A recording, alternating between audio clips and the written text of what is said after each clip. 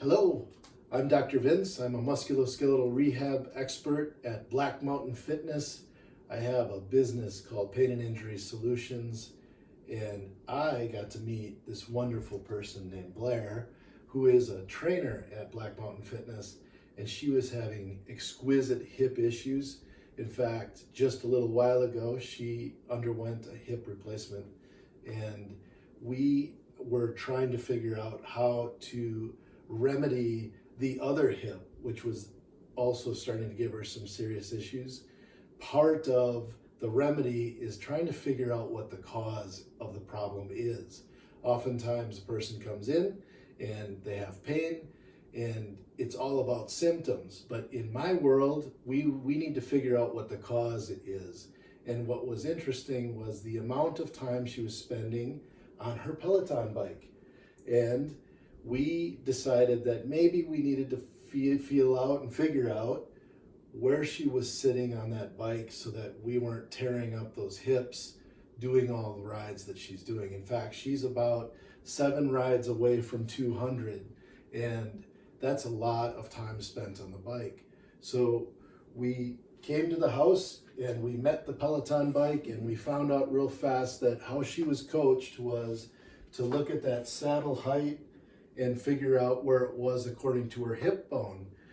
Now, hip bone is kind of a nebulous statement. It's a generalization. Is it the top of the hip, or is it level with the trochanter or the bump on the side of the leg? So what we found out was she was measuring it right to kind of the bump on the side of her leg, still the hip bone, but the wrong part of the hip. So I'm going to have Blair hop up here and show you where she was in her bike and why she was kind of chewing up the hip. As you can see in this position, the knee angle and the hip angle are pretty significant.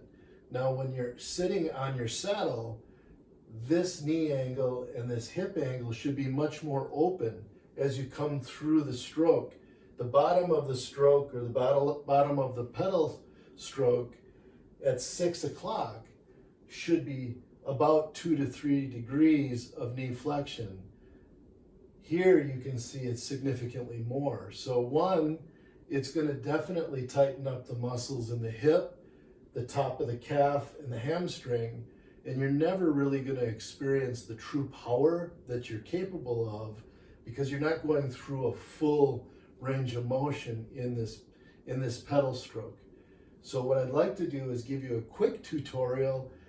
It's not the end all beat all. If you want a really advanced, really precise bike fit, I recommend you go see a local professional for a true bike fit. But what I'm going to do is give you a couple of tips that will get you through and keep you much more safe than you currently are if you're just kind of willy-nilly bike fitting yourself.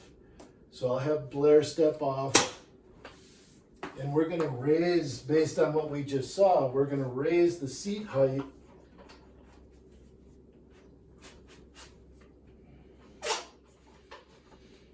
and then we're going to get her back on and keeping the pedal at 6 o'clock. In other words, the pedal should be in a vertical position. What we do is we look, yes, at the knee, but for you, the rider, the way you know it's the right height is when you put your hands on the handlebar and you try to sit up off of your seat. It should just skitch the bottom of your pelvis. You shouldn't have a lot of space between the seat and your pelvis when you go to sit up off of the bike seat. It should just brush the bottom of the pelvis. So for Blair, you would say that that's kind of just skitching, right? Mm-hmm. You can see that she can move on and off the seat, but there's not a lot of clearance. You're also looking at the knee and you're seeing that we're at about 2 degrees of flexion, and her hip angle is much more open, which isn't going to allow these muscles to shorten during the ride. Now, when it comes to where the seat is forward or aft, back or forth, we bring the pedal to 3 o'clock. or horizontal to the floor. And we want to look at the tip of the knee according to the toe. The tip of the knee should not be ahead of the toe. So when you're at this 3 o'clock position or horizontal position, looking down, what you will oftentimes see is that the tip of the knee is in line with the tip of the shoe. When you look at handlebar height, the quick and easy, the handlebar height and the seat height should be about the same. If you were racing in the road, you'd see that the handlebar height was much lower than the seat height. That's just a very aggressive riding position, but that will lend itself to hand numbness, neck tension, shoulder tension.